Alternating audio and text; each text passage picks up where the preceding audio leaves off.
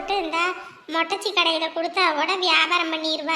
ஒரு 5-10 கிடைச்சதுன்னா கை செலவுக்காவது ஆகும். ஏன் அப்பாயி, என்னடி இன்னும் கிளம்பலையா நீ? யூனிஃபார்ம்லாம் இன்னும் துவைச்சே போடல. துவைச்சு போடலையா? உங்க ஆத்தாக்கறி போனபடி அங்கேயே இருந்துகிட்டா. நேத்து நானும் வந்தது லேட்டு, நேரமா தானே வந்தீங்க. வந்தவ துணியெல்லாம் துவைச்சு போட்டுருக்கலாம்ல. எனக்கு எங்க துணி துவைக்க தெரியும்? அதானே, ஒரு வேலையும் செஞ்சு கத்துக்க மாட்டீங்க. என்னைய போட்டுட்டு பாடா படுத்தி எடுப்பீங்க. ஏடி, இவளுக்கு துணியெல்லாம் துவைச்சு போட்டுருக்கலாம்ல. வீட்டுல சும்மா தானே திரும்பிட்டு கிடக்குற நீ. என்ன நோண்டலன்னா உனக்கு தூக்கம் வராதுமா? ஆமா, உன்னை நோண்டுறாங்க. எனக்கு அதை வேண்டுதல் பாரு. இப்போ இந்த குமரி வேற துணியை போட்டுட்டு போகணும் பள்ளிக்கூடத்துக்கு போறது. எப்படி போட்டு போவா? ஐயோ, எங்க ஸ்கூல்ல வேற திட்டுவாங்க. ஏன் அப்படி பண்றீங்கன்னு தெரியல. ஸ்டடி வேற இருக்கு எனக்கு. ஸ்டடி இருக்கு, கிடி இருக்குன்னு சொல்ல தெரியுது. துணி இல்லைன்னு நாளைக்கு போட்டுக்கிறதுக்குன்னு சொல்ல தெரியாது. காலையில எந்திரிச்சாவது துவைச்சு போட்டு இருந்திருக்கலாம். எதுவும் சொல்லாம இப்படி பள்ளிக்கூடத்துக்கு கிளம்புற நேரத்தை பார்த்து இப்படி சுடுதண்ணியை காலைல ஊத்திட்டு போகுச்சா? யார் என்ன பண்ண முடியும்?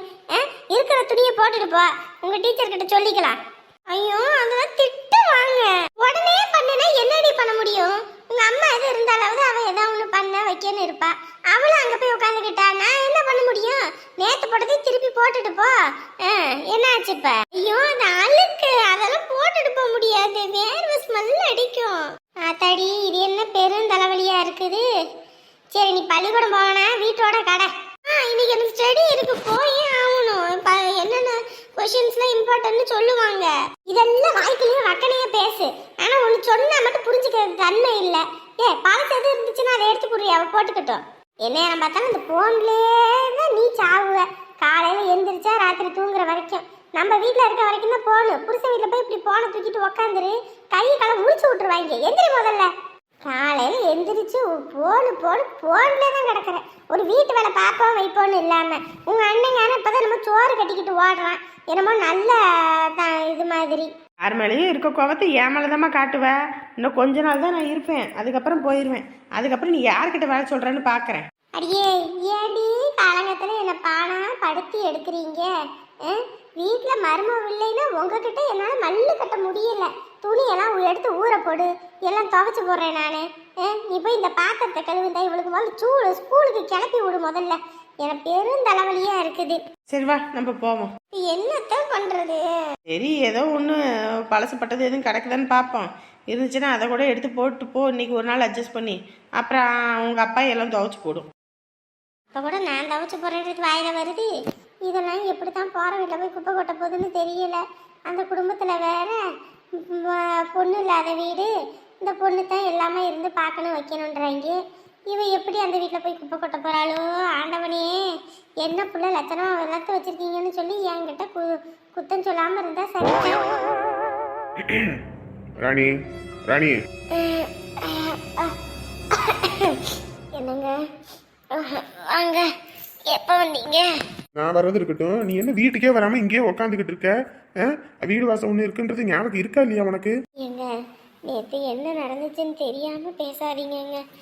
என்ன நடந்துச்சு, ஏது நடந்துச்சுன்றது எனக்கு தேவை கிடையாது. அங்கே அம்மா கத்திக்கிட்டு கிடக்குது. உமாவுக்கு மாப்பிள்ளை வீடு பார்க்க வந்து இருக்க நேரத்தில் கூட போக முடியல, வைக்கல. ஒரு நேரத்தில் நீ முன்ன நின்று பண்ணணும் வைக்கணும்னு எல்லாரும் ஆசைப்பட்டா. நீ இப்படி இருந்தா அப்புறம் நான் என்ன பண்றது? அம்மாவுக்கு நான் என்னன்னு பதில் சொல்றது? ஏங்க, மற்ற நேரத்துலயா இருந்தா என் நாத்தனாருக்கு இப்படி ஒரு நல்ல விஷயம் நடக்கும்போது நான் என்ன ஒதுங்கியா நிற்பேன். நிலைமை சரியில்லாதனால தானங்க நான் வரல. எதுக்கு வேலையில போற ஓனான் எடுத்து வேட்டிகளை விட்டுட்டு குத்துது குடையுதுன்னு இருக்கணும்? போறதை அப்படியே விட்டு நம்ம பாட்டுக்கு வேலையை பார்த்துருக்கணும். பேசுறதெல்லாம் நல்லா தான் பேசுவீங்க. நேற்று அவளுக்கு ஆப்ரேஷன் பண்ணி ஐசியூவில் வைக்கும்போது ஜன்னி மாதிரி வந்து ஒரு வழி ஆயிடுச்சு. ராத்திரியெல்லாம் தூக்கமே இல்லை. என்ன பண்ணுறது ஏது பண்ணுறதுன்னு எனக்கு ஒன்றும் புரியலை. ஃபோன் பண்ணி பார்த்து நீங்கள் ஃபோனும் எடுக்கலை. எனக்கு விடன்னு வந்துருச்சு. ஐயோ, ஏதோ ஒன்று கிடக்க ஒன்று ஆகிப்போச்சுன்னா நான் என்ன பண்ணுறது? அவன் புருஷனுக்கு என்ன பதில் சொல்கிறதுன்னு எனக்கு பல யோசனை ஆகிப்போச்சு. ஏன், என்னாச்சு? அதான் ஆப்ரேஷன் பண்ணுறாங்கன்னு சொன்னேன். என்னன்னு தெரியலங்க, திடுதிப்புன்னு அப்படி ஆகிப்போச்சு. ஐயோ, எனக்கெல்லாம் கொஞ்ச நேரத்தில் உயிரே இல்லை. அவங்க வேற தையல் போட்டது எதுவும் பிரிஞ்சு போயிருமோன்னு அவங்களுக்கு அங்கிட்டு ஒரு பயம். பார்த்துட்டியா இல்லையாண்ணோ? இல்லையே, பார்க்கலையே. வெளியெல்லாம் நான் வச்சுக்கிட்டு இருக்கேன். டாக்டரு நர்ஸுங்க இங்கிட்டு போகிறாங்க. எனக்கு உயிரே இல்லை. எனக்கு இந்த பையனை பார்க்குறதா இல்லை அவளை பார்க்குறதானே தெரியல. நீங்கள் நேற்று ராத்திரி இங்கே இருந்திருந்தா எனக்கு கொஞ்சம் உதவியாக இருந்திருக்கும். சரி, இப்போ எப்படி இருக்காளாமா? நான் வரைக்கும் காட்டலைங்க. அதான் உக்காந்தே இருந்தேன், அப்படியே தூங்கிட்டேன். இப்போ எப்போ பார்க்கறது வைக்கிறதுன்னு எதுவும் சொல்லலை? இல்லைங்க, அதை பற்றி எதுவும் சொல்லலை. இப்போ தான் அந்த பொண்ணு வந்துச்சு, அந்த பொண்ணுக்கிட்ட தான் கேட்கணும். நீங்கள் என்ன வேலைக்கு போகலையா? நான் காலையில் 4 மணிக்கெல்லாம் போய் கடையை திறந்து காப்பியை போட்டு டீயை வச்சுட்டு பஜ்ஜி போண்டான்னு எல்லாத்தையும் சுட்டு வச்சுட்டு இப்போ தான் சோறு அம்மா எடுத்து வச்சுது, எடுத்துக்கிட்டு ஓடியாந்தேன். சரி நீ பசியோடு இருப்ப, நேற்று சாப்பிட்டியான்னு தெரியல. நேற்று நாங்கள் வீட்டுக்கு வரதே 11 மணி 12 மணி ஆகிப்போச்சு. அதில் எங்கிட்டு வரதுன்ட்டு தான் வரல. மாப்பிள்ளை குடும்பம்னா பரவாயில்லையா? அதெல்லாம் பரவாயில்ல, தங்கமானவங்க. 4 பக்கம் விசாரிக்கிறேன், நீங்களே விசாரிச்சிங்களா? நம்ம ஊரில் இந்த வாடகைக்கெல்லாம் விட்டு இந்த கந்துக்கெல்லாம் விட்டு சம்பாதிக்கும்ல அந்த தங்கம்க்கா, அந்த அக்காவே சொல்லிட்டாங்க. அவங்க வீட்டில் தான் வாடகைக்கு இருக்காங்க போல இருக்கு. அங்கே அம்மா வெளியே நின்னாங்களாம், என்ன பண்ணுறாங்க எது பண்ணுறாங்கன்னு பார்க்க. அப்போ வந்து வாடகை கொடுக்கறது வைக்கிறது தான் தெளிவாக கொடுப்பாங்க. உடனே ஆயிடுச்சுன்னா டான்னு போட்டு விட்ருவாங்க. இந்த குடும்பத்துலலாம் உன் பிள்ளைய கட்டி கொடு, நாணயமானவங்க அப்படின்னாங்க. சரின்ட்டு நாங்களும் வந்துட்டோம். கல்யாணம் எல்லாம் எப்போ பேசியிருக்கு? நீ இல்லாமல் எப்படி நாங்கள் பேசுவோம்? போய் மாப்பிள்ளை வீடு தான் பார்த்துட்டு வந்திருக்கோம். ஓ சரிங்க. இந்த பையனை நினச்சா எனக்கு அம்புட்டு வேதனையாக போயிடுச்சுங்க. எனக்கு கொஞ்ச நேரத்தில் உயிரே இல்லை. அதுவும் இல்லாமல் இவன் சொன்னான், எங்கள் அம்மாவை எங்கள் அப்பா தினந்தோறும் குடிச்சுட்டு வந்து அடிப்பார். எங்கள் அம்மாவும் நானும் பயந்துக்கிட்டு தான் இருப்போம். சாப்பிட கூட எதுவும் வாங்கி தர மாட்டார். அம்மா தான் வேலைக்கு தெரியாமல் போய் சம்பாரித்து கொண்டு வந்து எல்லாம் பண்ணுவாங்க. அப்படி இப்படின்னு நான் நேற்று ராத்திரியெல்லாம் அவன் கதையெல்லாம் கேட்டோன்னே எனக்கு ஈரக்குலையே நடுங்கி போச்சுங்க. எந்த பிள்ளைக்கு இப்படி ஒரு இது பிறக்கக்கூடாதுங்க. என் எதிரிக்கு கூட இந்த மாதிரி ஒரு நிலமை வரக்கூடாதுன்னு தான் நான் வேண்டிப்பேன். அம்பட்டு கஷ்டத்தை பட்டுட்டாங்க. இதுக்கப்புறமா அவளை ஒத்தையில் விட்டு என்னங்க பண்ணுறது? ஒரு நிமிஷம் வந்து அவளை பாருங்க. பார்த்தீங்கன்னா நீங்களே கண்ணீர் வடிச்சு போடுவீங்க. நம்மளா போச்சோன்னா நம்ம பணக்கார வீடு வசதியான வீடாக பார்த்து அவளை நல்ல நிலைமைக்கு வச்சுக்கிற குடும்பமாக பார்த்து எல்லாம் பண்ணோம். அவளை தலையில் தாந்தலையில் மண்ணவரி போட்டுக்கிட்டது என்ன பண்ண முடியும்? என்னங்க தப்பு பண்ணுறது, எல்லாம் தப்பு பண்ணுறது தான். அம்மா நர்சம்மா. சொல்லுங்க மேடம். அமுதாவை பார்க்கலாங்களா? காலையில் 8 o'clock போய் பார்க்கலான்னு சொன்னாங்களே, இன்னும் நீங்கள் போய் பார்க்கலையா? மணி எத்தனைன்னு கூட தெரியலங்க.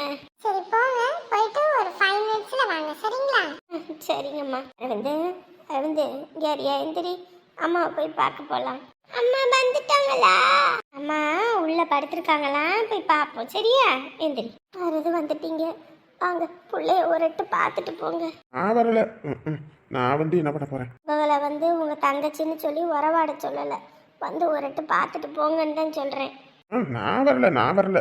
எங்க வந்துட்டீங்க, சும்மா ஒரு தலையை மட்டும் காட்டிட்டு போயிருங்கங்க. நான் வரல, நீ போ. நான் உனக்கு தான் சோறு கட்டி எடுத்துட்டு வந்தேன். நீ போ. சரி இருங்க, நான் வந்துடுறேன். வாப்பா போவோம். இந்த மாதிரி சூழ்நிலையில பார்க்கவே கூடாதுதான், இருந்தாலும் ஒரு எட்டு பார்த்துட்டு வந்துருவோம். ஷோ போலாமா வேணாமா? அம்மாவுக்கு வேற சத்தியம் பண்ணி கொடுத்துருக்கேன், இனி அவளுக்கு நமக்கு எந்த ஒட்டும் கிடையாது, உறவும் கிடையாதுன்னு. இப்போ நானே போய் எப்படி பார்க்கறது? ஐயோ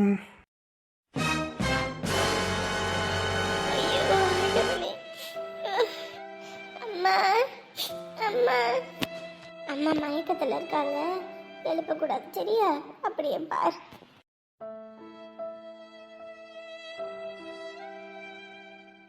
என்னங்க பாருங்க எப்படி இருக்கான்னு. சின்ன காய்ச்சல் வந்தா கூட தாங்க மாட்டேன், எப்படி ஆப்ரேஷன் பண்ணி படுத்திருக்கான்னு பாரு. அழாதீங்க, ஒன்றும் இல்லை, நல்லா இருக்கா. என் அம்மா எவ்வளோ செல்லமாக வளர்த்தாங்க தெரியுமா? இப்படி வந்து படுக்கணும்னு இவளுக்கு என்ன தலையெழுத்தா? படுபாவி பையன் பிள்ளைய எப்படி படுக்க போட்டானே, இதுக்காக இவனை கட்டிக்கிட்டு போனா இவன். அவன் மட்டும் கையில் கிடச்சான் உண்டல் ஆக்கி போடுவேன். பாவி பையன் பிள்ளைய என்ன கதிக்கு ஆக்கியிருக்கான் பாரு. பார்க்கும்போது என் ஈரக்குள்ளையே அத்துக்கிட்டு போகிற மாதிரி இருக்கு. இன்ன வரைக்கும் அந்த படுபாவி ஒரு எட்டு எப்படி இருக்கா என்ன எதுன்னு கூட கேட்கலங்க. நானும் இல்லைன்னா இவன் நிலைமை என்ன ஆகிறது? நேரத்துக்கு புள்ள நேரத்துக்கு போயே சேர்ந்துருப்பாங்க.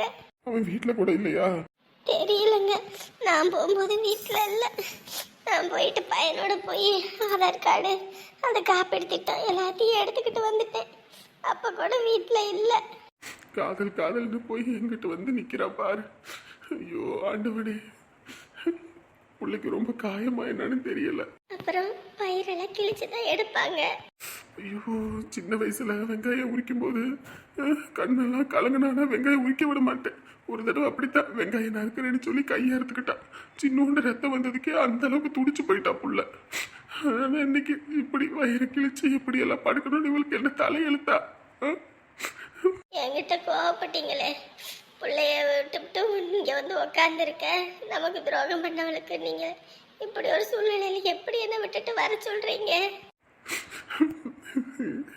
அழாதீங்க, ஒன்றும் இல்லை. எங்க அத்தைக்கு இவன் மேல இருக்க கோவம் இன்னும் குறையலன்னு தெரியும். ஆனா இந்த மாதிரி சூழ்நிலையில அத்தை வந்து பார்த்தாங்கன்னா அவ கொஞ்சம் சந்தோஷப்படுவா. அத்தைய கூட்டிட்டு வரீங்களா? அம்மா வருமா என்னன்னு தெரியலையே. இவளோட நிலைமையை சொல்லி புரிய வைங்கங்க. இதுக்கப்புறமா இவளை அவன் கூட அனுப்பி வச்சோன்னா நம்ம புள்ள நமக்கு இல்லைங்க, செத்துதாங்க போவா. இந்த பாவத்தை நம்ம எங்கங்க கொண்டு போய் கரைப்போம்? நம்ம புள்ள நமக்காகவே வந்துட்டா. இனி அவன் கூட போய் வாழ்றது வாழறது அவன் விருப்பம். ஆனா இந்த பையனை நினைச்சு பாருங்க, 2 பேத்தையும் அவனை நம்பி அனுப்பி வச்சா பிள்ளையவே ஒன்றும் இல்லாம ஆக்கி போடுவாங்க. அவனோட புள்ள போய் பொழைக்கணுன்ற அவசியம் இல்லை. அவன் நமக்கு பண்ணின பாவத்துக்கு அனுபவிச்சுட்டா. எல்லா வகையிலையும் சீரழிஞ்சு கஷ்டப்பட்டுட்டா. இதுக்கப்புறமா அவன் அந்த வீட்டுக்கு போய் கஷ்டப்படணும்னு அவ தலையில எழுதியிருக்கா என்ன? வேண்டாங்க, வேண்டாம். நம்ம புள்ள நம்ம கூடயே இருக்கட்டும். நீங்க அத்தையை போய் முதல்ல கூட்டிக்கிட்டு வாங்க. சரி, நானும் போய் கூட்டிக்கிட்டு காசு கொஞ்சம் ஏற்பாடு பண்ணிக்கிட்டு வரேன். சரியா? பாத்துக்க. சரிங்க. சரி, நான் வரேன். எப்படி இருந்த பிள்ளை எப்படி ஆக்கி வச்சுட்டான் பாரு. சண்டால பையன். அவன் மட்டும் கையில கட்டச்சான், அவன் கையை காலம் முறிச்சு போடுவேன். அவன் கையில் சிக்காத வரைக்கும் தான் அவனுக்கு நல்ல காலம். கையில மட்டும் கிடைச்சிட்டான், அவ்வளவுதான் அவன். அத்தை, அம்மா ஏன் பேச்சவே இல்ல? அம்மாவுக்கு மயக்க ஊசி போட்டிருப்பாங்க, அதனால அம்மா தூங்கிட்டு இருக்காங்க. கொஞ்ச நேரம் ஆகும். சரியா? உங்க மாமா சாப்பாடு கொண்டு வந்திருக்காரு, பா நீ சாப்பிடுவேன். அப்ப அம்மாக்கு அம்மா எந்திரிச்சோன்னே கொடுத்துக்கலாம். சரியா? அம்மா எழுப்பக்கூடாது. பா. இந்தா காய்கறி எல்லாம் வாங்கிட்டு வந்திருக்கேன், இதெல்லாம் எடுத்து வை. எங்க வாங்குனீங்க? தள்ளு வண்டி போனுச்சு, அதான் அதுல வாங்கினேன். தள்ளு வண்டியில வாங்குனீங்களா? கொஞ்சமாவது உங்களுக்கு அறிவு இருக்கா? அந்த காய் கடை கணபதி இன்ன வரைக்கும் வாங்கின 2000 ரூபாய் தரவே இல்லை. அவன் கடையில் காசும் கொடுக்க மாட்டேங்கிறான். சரி காயை வாங்கி காசை கரைச்சி விடுவோன்னு பார்த்தா நீங்கள் என்ன வேலை பார்த்துக்கிட்டு இருக்கீங்க? இதுக்கு எவ்வளோ எம்பிட்டு ஆணுச்சு? பெருசாலாம் இல்லை, 200 ரூபா தான் ஆச்சு. எல்லாமே கொஞ்சம் கொஞ்சமாக தான் வாங்கினேன். சொன்னதுக்கு முன்னாடி ஏன்னா இந்த வேலை பார்க்குறீங்கன்னு தெரியல. போங்க, என்கிட்ட கேட்க மாட்டீங்களா? ஒவ்வொன்றையும் நீங்கள் தான் காசு கொடுத்தா கேட்க மாட்டீங்க. நானும் போய் கேட்டோம்னா பொல்லாப்பாய் போயிடுது. நம்ம காயை எடுத்துக்கிட்டு இங்கிட்ட எல்லாம் விற்கிறதுக்கு வந்தேன். அன்னைக்கு நான் காசு கேட்டதுலேருந்து இந்த பக்கம் கூட திரும்பி பார்க்காம போய்கிட்டு இருக்கான். சரி வீடு, 2000 ரூபாயில என்ன வந்துட போகுது விடு. 2000 ரூபாயில என்ன வருதா? 2000 இருந்துச்சுன்னு வைங்க, 1 மாசத்து மளிகை செலவை நான் ஓட்டி போடுவேன். அப்படி இருக்கும்போது அவன் காசை வாங்கிட்டு ஏமாத்திக்கிட்டு திரியிறான். போய் நீங்களும் கேட்க மாட்டீங்க. உங்களை வச்சுக்கிட்டு என்ன பண்ணுறது? இனி இந்த காயை முடியறதுக்குள்ளே அவங்ககிட்ட நான் காசு வாங்கிறதுக்குள்ளே ஒரு வழி ஆகிடும். சரி சரி, இனிமே நான் காய் வாங்கல போதுமா? ஏதோ வீட்டில் அன்னைக்கு காய் இல்லைன்னு சொல்லிக்கிட்டு இருந்தியே, சரி காய் வண்டி போகுதுன்ட்டு தான் வாங்கினேன். இல்லைன்னா நான் எதுக்கு வாங்க போகிறேன்? என்ன சொல்கிறதுன்னு தெரில. இந்தாங்க பிடிங்க. இந்த பையனை எந்திரிக்கவும் இல்லை, ஒன்றும் இல்லை. எப்படி இப்படி எந்திரிக்காமல் இருக்க மாட்டான். என்ன பண்ணுறான்னு தெரியல. இந்தாங்க, நான் போய் அவனை எழுப்புறேன். ஆத்தாடி ஆத்தா, நம்மளா இஷ்டத்துக்கு இந்த வீட்டில் ஒரு முடிவெடுக்க முடியுதா? ஒரு துரும்ப நவுத்தணும்னா கூட இவகிட்ட சம்மதம் வாங்கி தான் நவுத்தணும். நம்மளா இஷ்டத்துக்கு நவுத்தணும், அதுக்கும் பேச்சு தான் வாங்கணும். காய் இல்லைன்னா அதை கூட வாங்கிட்டு வந்து தர முடியாதான்னு வாங்கிட்டு வந்து வச்சா என்கிட்ட எதுக்கு சொல்லாமல் வாங்கினீங்க, நான் அங்கே எல்லாம் கனெக்ட் பண்ணி வாங்கியிருப்பேன் அப்படின்னு இவளை புரிஞ்சுக்கவே முடியல சாமி. எனக்கும் கல்யாணம் ஆகி 29 வருஷம் ஆகி போச்சு. இன்னமும் இவளை புரிஞ்சுக்கிறது பெரிய குதிரை கொம்பா இருக்கு. பையன் என்னைக்கும் 4 மணிக்கெல்லாம் எந்திரிச்சிருவான். தோட்டத்தில் போய் வேலை வெட்டியை பார்ப்பான். இன்னும் இன்னைக்கு இவ்வளோ நேரம் தூங்குறான். இப்படி தூங்குற பையன் கிடையாதே. உடம்பு எதுவும் சரியில்லையா? சாமி, சாமி, யார் எந்திரி. சாமி, மணி ஆயிட்டுப்பா, எந்திரி. என்ன புள்ள இரும்புறான்? என்னடா இது, காய்ச்சல் நெருப்பா கொதிக்குது. சாமி, சாமி எந்திரி. இங்க பாரு, எந்திரிப்பா. என்னப்பா இப்படி காய்ச்சி கொதிக்குது? ஒன்றும் இல்லைம்மா. என்ன ஒண்ணும் இல்லைன்ற காய்ச்சல் அனலா கொதிக்குது, தண்ணி வச்சா கூட கொதிச்சு போயிடும் போல இருக்கு. அப்படி காய்ச்சடிக்குது, ஒன்றும் இல்லைன்ற. இதுக்கு தான் சொல்றேன், நேரம் கட்ட நேரத்தில் எங்கிட்டும் போவாத வராதுன்னு சொன்ன கேட்குறியா? போவும் வரவுமா இருந்தேன். இப்போ பாரு, ஐயோ ஆண்டவனே, பிள்ளைக்கு தூக்கி தூக்கி போடுதே, கண்ணு மொழியெல்லாம் உள்ள போய் கிடக்குதே. எங்க பயந்து கிந்து தொலைஞ்சிட்டானு தெரியல. இந்த ஊருக்காரிங்க கண்ணே இவன் மேலத்தான். ஐயோ, இந்த மாதிரி பொறுப்பான பையன் நமக்கு இல்லையேன்னு அவளுக்கு கண்ணிலெல்லாம் விழுந்து விழுந்து தான் இவனுக்கு இப்படி ஆகிப்போச்சு. என்னங்க என்னங்க, ஊற்றி கொடுத்த காப்பியை நிம்மதியாக ஒரு ரூபா குடிக்க விட மாட்டா. இந்த வாரம்மா, என்னாச்சு? தூங்குற பையனை என்ன பண்ணிக்கிட்டு இருக்க? பையனுக்கு காய்ச்சல் நெருப்பா கொதிக்குது. நெருப்பா கொதிக்குதா? என்ன சொல்ற? நேத்து ராத்திரி நல்லா தானே இருந்தான். நல்லாதான் இருந்தான், திடீர்னு பார்த்தா இப்படி இருக்கிறான். பயமா இருக்குங்க எனக்கு. ஒத்த பிள்ளைய பெற்று வச்சிருக்கோம், ஏதாவது ஒண்ணுன்னு என்னால தாங்க முடியாது. ஆஸ்பத்திரி கூட்டிட்டு போவாங்க, வண்டி எடுங்க. சரி, இந்த நான் வண்டியை ரெடி பண்றேன், பிள்ளைய முதல்ல எழுப்பு. சரிங்க, உனக்கு ஏதாவது ஒண்ணுன்னா என்னால தாங்க முடியாது. இப்ப எதுக்கு அழுகுற? பையனுக்கு ஒண்ணுன்னா போதும், உடனே அழுக வந்துடும். நேத்து வேற பிள்ளைய வெளியே போவத வராதுன்னு திட்டிவிட்டேன். அதுல ஏதோ உடம்பு செல்லாம போச்சா என்னன்னு தெரியலங்க. அதெல்லாம் ஒன்றும் இருக்காது, நீ வேற கம்முனி இரு. நான் வண்டியை ரெடி பண்றேன், பையனை கூட்டிக்கிட்டு போவோம். காய்ச்ச தானே, ஒரு ஊசி போட்டா சரியா போயிடும். அதுக்கு போய் அழுதுகிட்டு இருக்கவ. உங்களுக்கு என்ன தெரியும், பெத்தவளுக்கு தானே. பிள்ளைங்களுக்கு கொஞ்சம் உடம்பு சரியில்லைன்னா கூட மனசு கேட்காதுன்றது உங்களுக்கு எப்படி புரியும்? சரிம்மா இருமா, நான் போய் ஏற்பாடு பண்றேன். அதான் மகமாயி, எந்த கெட்டது பண்றதா இருந்தாலும் எனக்கு பண்ணு, எந்த நல்லது கொடுக்கறதா இருந்தாலும் அது என் பிள்ளைக்கு கொடுன்னு சொல்லுவேன். இன்னைக்கு என் பிள்ளைய இப்படி உடம்பு செல்லாம படுக்க வச்சுட்டியேம்மா. ஐயோ, என் பிள்ளைக்கு நல்லா இருக்கணும்பா. அவனுக்கு எந்த குறையும் வந்துடக்கூடாது. ஒரு இடத்துல சோர்ந்து படுத்தது கிடையாது, சோர்ந்து உக்காந்தது கிடையாது இத்தனை வருஷத்துல. தடவை இப்படி உடம்பு செல்லுன்னு படுத்திருக்கானே, என்னவா இருக்குன்னு தெரியலையே. பொழுது விடிஞ்சு பொழுது சாஞ்சு 2 நாள் ஆகி போச்சு. இன்ன வரைக்கும் வீட்டுக்கு வராமல் அவள் சுற்றிக்கிட்டு திரியறானா? இவளுக்கு எம்புட்டு ஏகத்தாளம். இதுக்கப்புறமா அவளை விட்டு வைக்கவே கூடாது. தம்பி, என்னப்பா உன் பொண்டாட்டி வந்துட்டாளா? அக்கா, நீ வேற வாயை கிண்டாதக்கா. எங்கிட்டு போய் தொலைஞ்சான்னு தெரியலக்கா. 2 நாள் வரைக்கும் ஒருத்தி வீட்டுக்கு வராம இருப்பா. எந்த வீட்லயாவது இந்த கூத்து நடக்குமாக்கா? அதானே, எந்த குடும்பத்திலயாவது இப்படி ஒரு விஷயம் நடக்குமா? எப்பா, நல்லா டிமிக்கி கொடுத்துட்டு போயிட்டாயா. இவளை பத்தி பேசினா கூட இந்த ஊருக்காரங்க நம்ப மாட்டேங்கிறாங்க. அப்படி பாவமா மூஞ்ச வச்சுக்கிட்டு நட்டிக்கிறா. உண்மைதான்க்கா, உண்மைதான். நல்லவனுக்கு காலமே இல்லை, கெட்டவன் தான் இங்க காலத்துல நல்லா இருப்பாங்க போல இருக்கு. அது சரி, இப்ப இவளை காணுமே, என்னையா பண்ண போற?